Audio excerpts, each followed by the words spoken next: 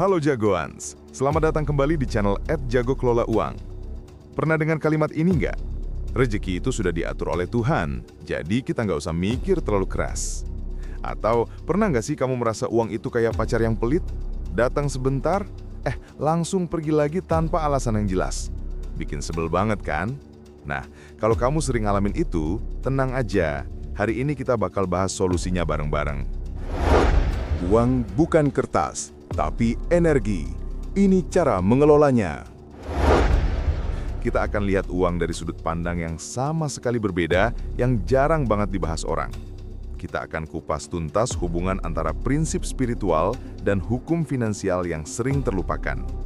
Dan yang paling penting, kita akan ungkap rahasia besar. Uang itu sebenarnya bukan cuma kertas biasa, tapi energi yang hidup dan mengalir. Iya, energi. Bukan energi kayak di film superhero yang bisa bikin kamu terbang kalau dompet tebal ya. Tapi konsep ini bakal bikin cara kamu mengelola uang berubah total. Kita bahas pakai logika sederhana, dan janji deh, nggak ada rumus matematika yang bikin pusing kepala. Siap? Yuk langsung masuk ke pembahasannya. Bagian 1. Memahami konsep dasar. Pertama-tama, kita harus sepakati dulu satu hal penting. Rezeki memang datang dari Tuhan, itu pasti.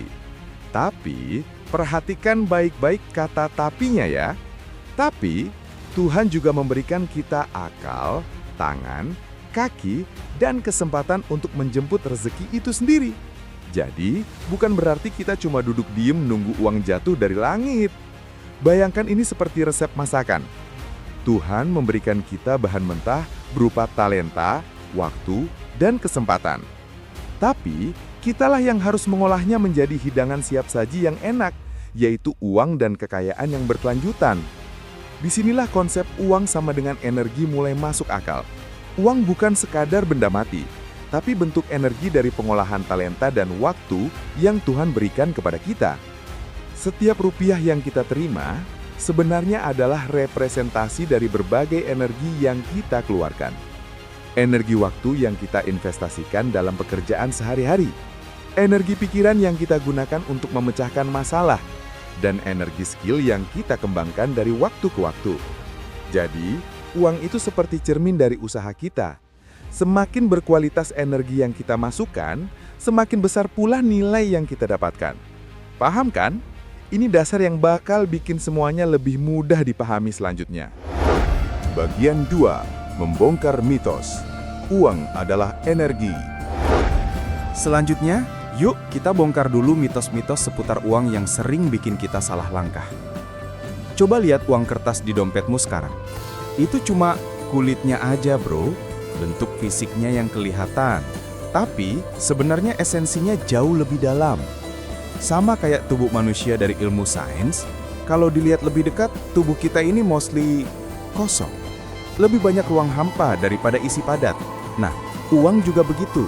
Esensinya atau kacangnya adalah energi murni. Energi apa sih yang dimaksud? Energi waktu yang kamu habiskan untuk meeting panjang yang bikin ngantuk. Energi pikiran yang kamu pakai buat mikirin deadline yang kejam. Atau energi buat senyum-senyum manis ke bos yang lagi bad mood. Semua itu ditukar menjadi uang.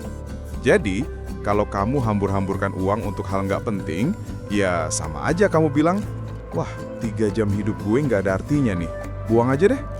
Itu kan sayang banget. Ingat rumus Albert Einstein, E sama dengan MC². Itu bilang bahwa materi dan energi itu setara dan bisa saling berubah. Uang sebagai materi, nilainya datang dari energi di baliknya. Kalau nggak percaya, coba bawa uang 1 juta ke tengah laut sendirian. Bisa beli apa? Ikan aja nggak bisa, soalnya nggak ada yang jual. Uangmu langsung jadi cuma kertas basah yang sedih dan nggak berguna. Jadi, mitos bahwa uang cuma soal jumlah di rekening, itu salah besar. Ini tentang energi yang menggerakkannya. Dengan pemahaman ini, kita bisa mulai mengelola uang dengan lebih bijak, bukan? Bagian 3. Hukum alam semesta yang wajib kamu pahami. Nah, karena uang adalah energi, maka dia ikut aturan main alam semesta yang universal. Hukum sebab akibat. Atau dalam bahasa kerennya, karma finansial. Sederhananya, apa yang kamu tabur, itulah yang akan kamu tuai. Nggak ada yang instan di sini. Dalam dunia keuangan, ini terlihat jelas. Misalnya, sebab kamu investasi rutin 100.000 sebulan dengan disiplin. Akibat, 10 tahun lagi, kamu bisa liburan ke Bali tenang tanpa mikir tagihan. Bis banget kan? Sebaliknya, sebab kamu tergoda flash sale setiap jam 12 malam dan belanja impulsif. Akibat, akhir bulan kamu jadi flash miskin. Hati-hati, ini bisa bikin stres berat. Konsep ini sederhana, tapi kenapa banyak yang terjebak? Karena kita sering kulit lupa kacang. Kita sibuk cari income tambahan, misalnya jadi driver online. Itu kulitnya. Tapi uangnya malah habis buat modif motor biar kelihatan keren. Ya akhirnya uangnya kabur lagi dong. Jadi ingat selalu, fokus pada esensi energinya, bukan cuma tampilan luarnya. Dengan memahami hukum ini, kita bisa mulai membuat pilihan yang lebih cerdas untuk masa depan finansial kita. Bagian 4. 3 level pengelolaan energi rizki. Oke, sekarang kita masuk ke level praktisnya. Ada 3 level pengelolaan energi rezeki yang bisa kamu naiki secara bertahap, seperti naik tangga menuju kebebasan finansial. Level 1, energi dasar, survival. Di level ini, kita hanya menukar waktu dengan uang secara langsung. Kerja 8 jam, dapat gaji. Habis, kerja lagi. Ini seperti baterai ponsel yang selalu low power. Siklusnya terus berulang tanpa pertumbuhan nyata. Banyak orang stuck di sini karena nggak sadar ada level lebih tinggi. Level 2, energi bertumbuh, investment. Nah, di level ini, kita mulai memahami bahwa energi harus dialirkan untuk menciptakan lebih banyak energi lagi. Caranya, mulai dengan investasi ilmu, belajar skill baru supaya nilai tambahmu naik. Lalu investasi finansial, biarkan uang bekerja untukmu melalui saham atau reksadana. Dan jangan lupa investasi jaringan, bangun relasi berkualitas yang bisa membuka pintu peluang baru. Ini level di mana kamu mulai merasakan pertumbuhan eksponensial. Level 3, energi berkah, abundance. Ini level tertinggi di mana kita memahami bahwa energi harus bersirkulasi seperti air yang mengalir. Prinsipnya, semakin banyak memberi, semakin banyak menerima.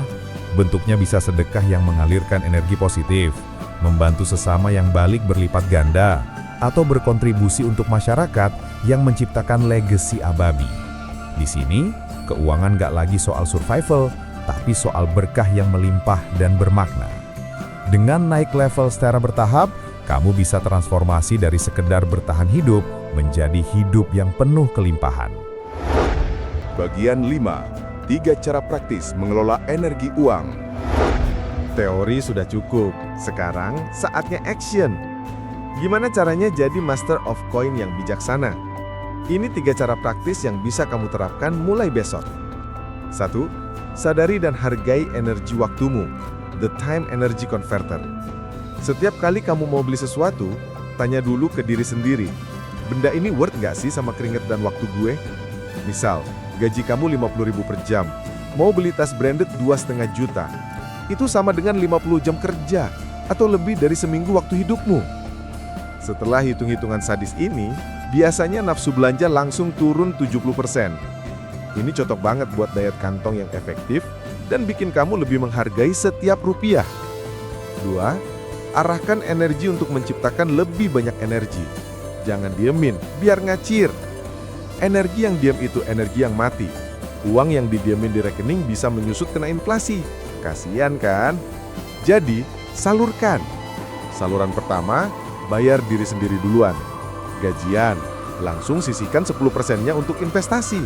Anggap itu seperti biaya langganan hidup kaya. Saluran kedua, energi untuk upgrade skill, seperti ikut kursus atau beli buku. Ini kayak kasih makan otak biar bisa cari makan lebih banyak. Saluran ketiga, energi untuk berbagi, seperti sedekah. Ini bukan pesugihan instan ya, tapi tentang membersihkan dan mengalirkan energi positif. Percaya deh, hati yang lega bikin pikiran jernih, dan peluang pun datang lebih mudah. Efek sampingnya, perasaan jadi enak sepanjang hari. 3. Jaga frekuensi keuanganmu tetap positif. Jangan jadi magnet utang. Kamu adalah magnet energi. Kalau setiap hari ngomong, gue orangnya emang miskin. Ya alam semesta bakal bilang, oke, wish granted. Coba ubah frekuensinya dengan afirmasi positif, seperti uang itu mudah datang padaku, atau aku adalah magnet rezeki. Ini bukan mantra ajaib ya, tapi cara memprogram ulang pikiran bawah sadarmu supaya lebih percaya diri dan terbuka sama peluang. Kalau mentalnya udah miskin, dapat promo 90% aja masih mikir 2 kali, ya kan? Dengan frekuensi positif, kamu bakal tarik energi baik lebih banyak. Bagian 6. Praktik nyata dalam kehidupan. Sekarang, gimana sih prakteknya di kehidupan sehari-hari? Ini 2 case study konkret buat inspirasi. Case study 1, freelancer. Salah, kerja terus-terusan, tapi uang habis untuk lifestyle mewah yang nggak perlu. Hasilnya, capek tapi tetap stuck. Benar, alokasikan 80% untuk hidup sehari-hari, 10% untuk investasi, dan 10% untuk sedekah. Result, dalam 2 tahun, kamu bisa punya multiple income stream seperti proyek sampingan yang stabil. Case study 2, karyawan. Salah, gaji bulanan habis untuk cicilan dan belanja impulsif. Benar, buat budgeting ketat, tambah side hustle, dan investasi rutin. Result, financial freedom dalam 5-7 tahun, di mana kamu bisa pensiun dini atau kerja karena passion, bukan karena butuh uang. Dari case ini, terlihat kan bahwa perubahan kecil bisa bawa hasil besar kalau konsisten. Bagian 7. Mengatasi hambatan mental. Banyak yang bilang, saya sudah coba, tapi gagal terus. Nah, ini biasanya karena blocking mental yang nggak disadari. Beberapa yang umum, mindset uang itu kotor, solusinya, ubah jadi uang adalah alat untuk berbuat baik dan membantu orang lain. Mindset, saya tidak pantas kaya. Coba afirmasi, saya berhak sejahtera dan membahagiakan orang lain. Mindset, beresiko banget. Mulai dari resiko kecil, seperti investasi kecil-kecilan dan konsisten belajar. Dengan mengatasi blocking ini, jalan menuju sukses finansial bakal lebih lancar. Bagian penutup. Integrasi spiritual dan finansial.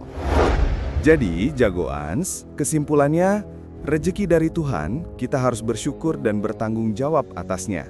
Uang adalah energi hidup kamu, jangan sia-siain. Kelola dengan prinsip sains dan spiritual. Hukum sebab akibat itu nyata, tabur yang baik, panen yang baik. Kelola energinya, jangan cuma koleksi kertasnya. Kunci sukses adalah integrasi antara ikhtiar lahir, usaha nyata, dan batin, doa, dan mindset. Ingat ayat, Tuhan tidak akan mengubah nasib suatu kaum sebelum mereka mengubah diri sendiri. Mengelola rezeki dengan baik adalah bagian dari proses pengubahan diri itu. Mulai hari ini, anggap uang itu seperti baterai ponselmu. Kalau dipakai terus tanpa dicas ya habis. Tapi kalau dicas dan dipakai bijak, bisa tahan seharian, bahkan lebih. Di kolom komentar, tulis 1 komitmen kecil yang akan kamu lakukan minggu ini untuk mengelola energi rezeki kamu lebih baik. Contoh, saya akan sisihkan 5% dari penghasilan untuk investasi, atau saya akan belajar skill baru selama 1 jam per hari. Yang menulis komentar, insya Allah saya doakan agar rezekinya dilancarkan dan diberkahi. Dengan melakukan ini, kamu udah nge-charge energi finansialmu sendiri. Keren kan? Jangan lupa like, subscribe, dan share video ini ke teman-teman yang perlu dengar ini. Ke teman lo yang dompetnya sering low battery. Karena rezeki yang baik harus dibagikan. Sampai jumpa di video berikutnya.